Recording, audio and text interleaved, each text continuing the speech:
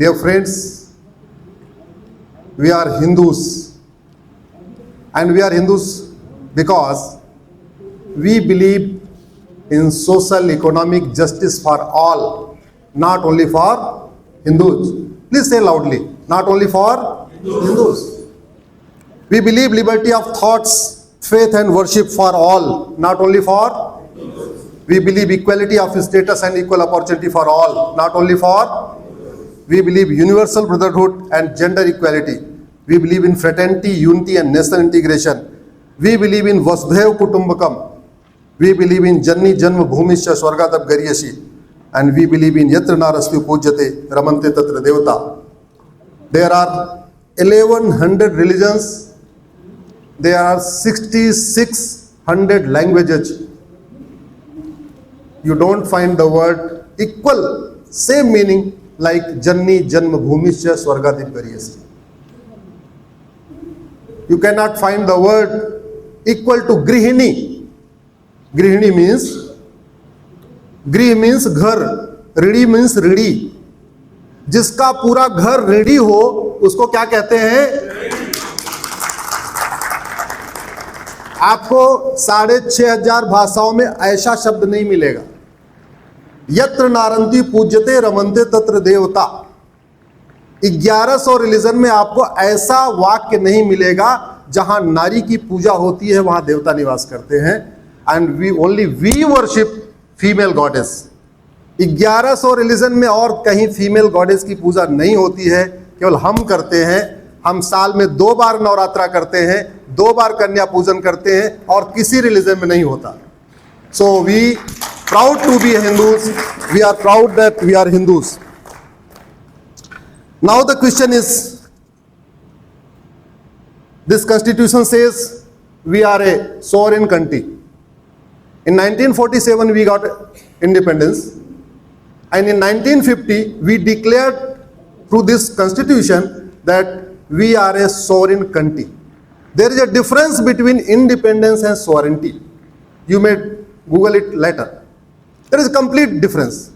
Sovereignty means samprabhuta. Independence means swatantrata. There is a huge difference. Now the issue is, are we really a sovereign country? Definitely we are independent country. Now British is not, we are ruled by ourselves. But the issue is, are we really a sovereign country? Pandavas with blessings of Lord Krishna emulated Khandav Prastha and transfigured it into a highly developed city in the Prastha. But Delhi has no roads named after Yudhishthir, Bhim, Arjun, Nakul, Sahadev, Draupadi, Kunti, Madri, Abhimanyu, Krishna, Balram. But Delhi has roads, streets, areas named after brutal barbaric invaders like Babur, Humayun, Tughlaq, Sher Shah, Lodhi, Akbar, Shahjahan, Aurangzeb, who looted our country, who butchered our ancestors, who raped our mothers, and who converted our forefathers. Now you tell me, are we really sovereign country? Please say loudly, are we really sovereign country? We are independent, but we are not a sovereign country.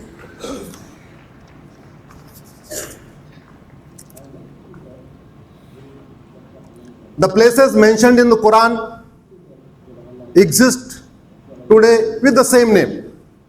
The places mentioned in the Bible exist today in the same name. But the places mentioned in Mahabharata, Valmiki Ramayana, Ramcharitmanas, our Vedas, we don't find with the same names. I have given some example. Like we have 51 Shaktipeeth. The first Shaktipeeth is the Kirteshwari. Murshid Khan renamed Kirteshwari to Murshidabad. That exists today. Mirza renamed our Vindhyachal to Mirzapur. Zauna Khan renamed Jamdagnipuram to Jaunpur. You know who was the Maharshi Jamdagni? He was the father of Lord Parashuram. But we consider it like a Jaunpur. Muzaffar Khan renamed Videh to Muzaffarpur. Videh is mentioned in the Ramayana. Videh means birthplace of Mata Sita. That is the Muzaffarpur.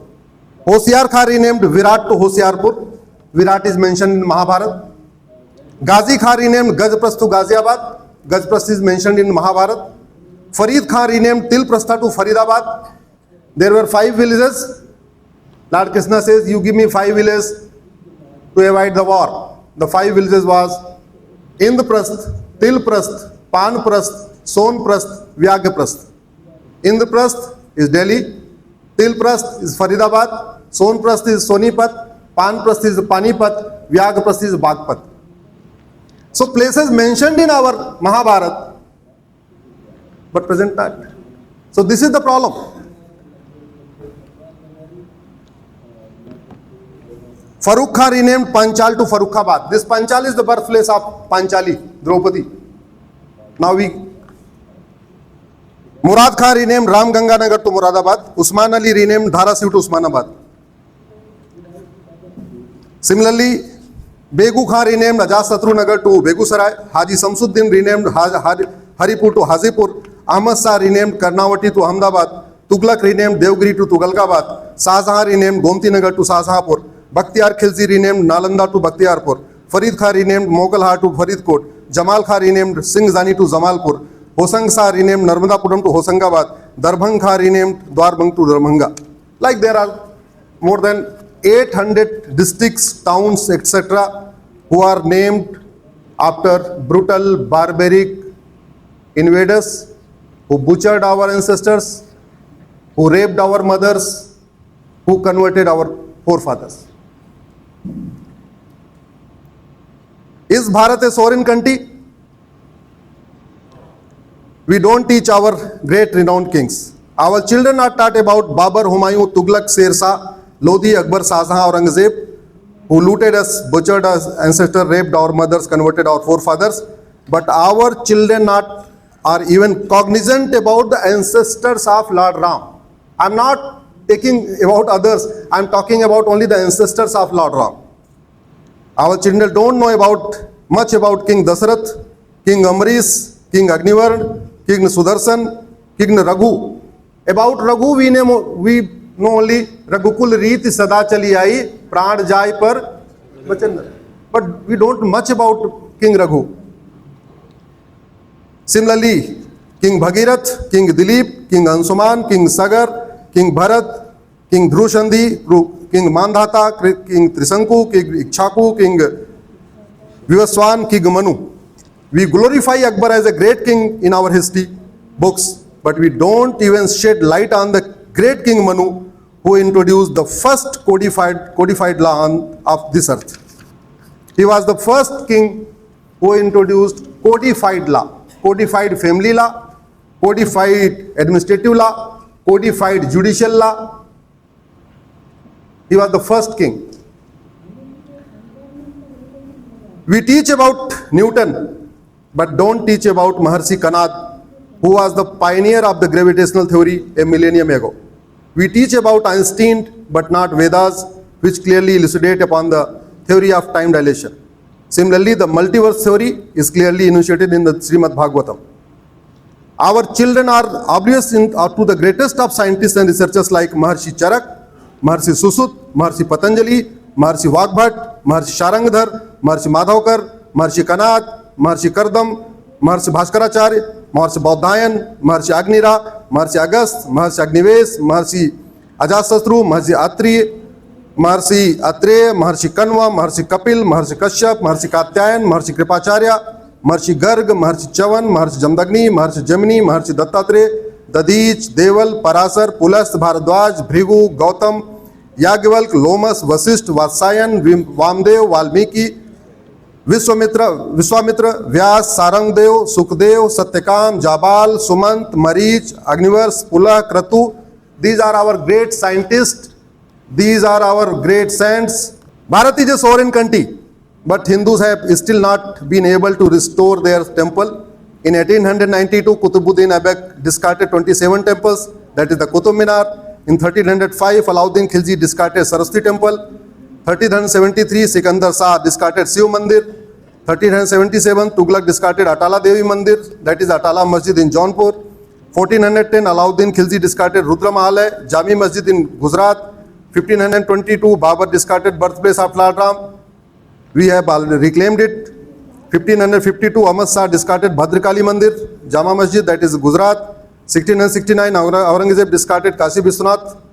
We are fighting for that. 1670, Aurangzeb discarded birthplace of Lord Krishna. We are fighting for that.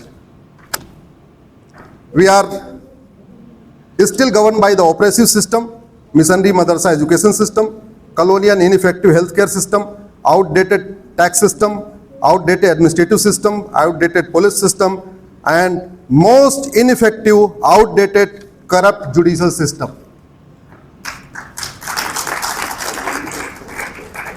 We are still using Indian Penal Code 1860. It was made by the Macaulay, Police Act 1861, Religious Endowments 1863. The first law to control our temples was this 1863 Religious Endowment Act. Christian Marriage Act 1872, Qazi Act 1880, Transfer Property Act 1882, Land Acquisition, so and so. Even after the independence, our government made around 50 anti-Hindu laws. I am giving only some. The first Waqf Act was created by Pandit Nehru in 1954. Then Drug Act 54 to destroy our Indian healthcare system. Then Citizenship Act 1955.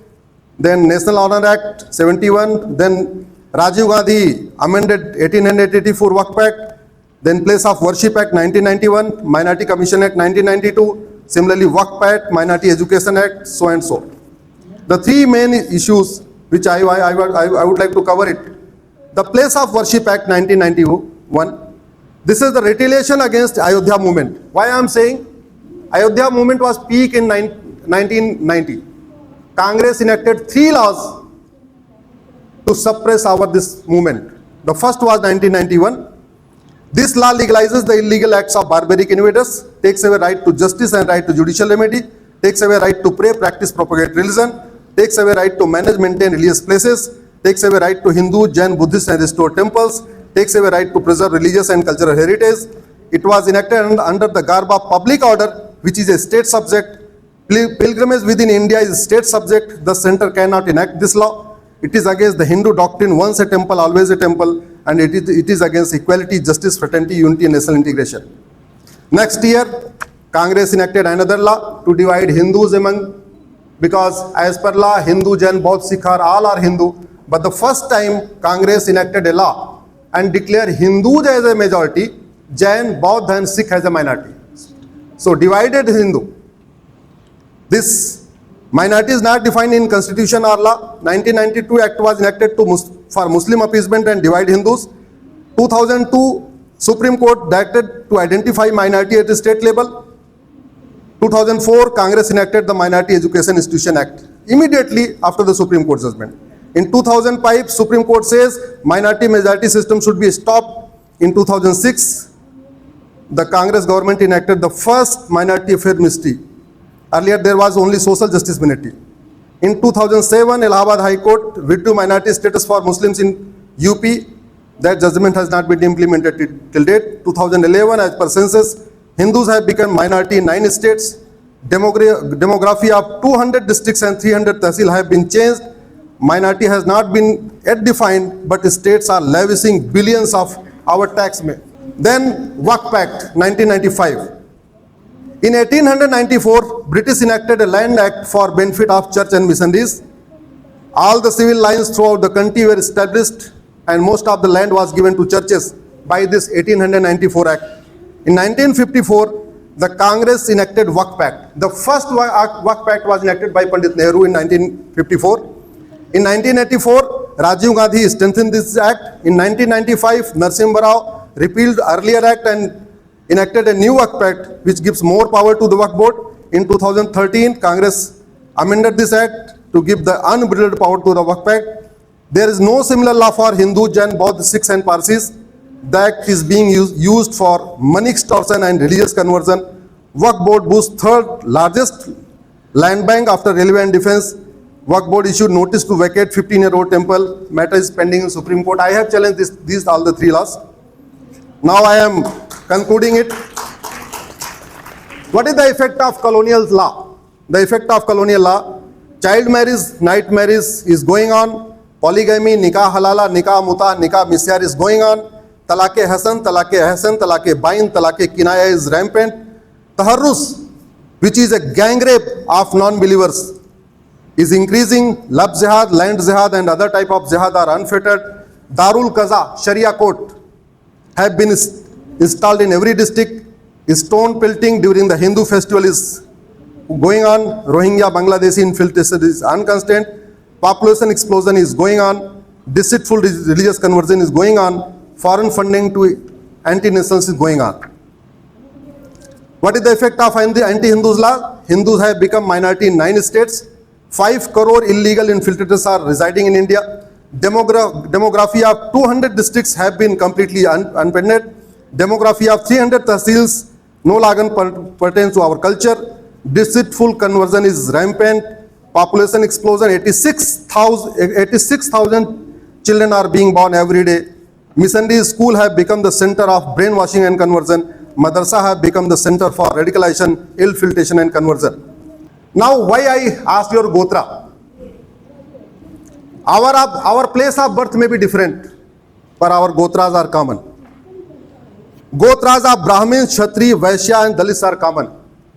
Gotra of Bengali, Gujarati, Marathi and Tamilians are common.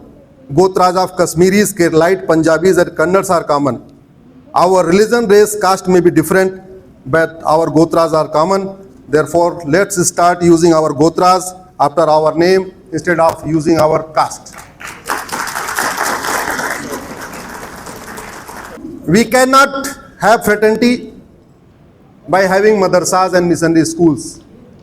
So what is the way? What we have is the RT, right to education. Please go to next temple. Right to education. Fraternity is impossible without uniform education system.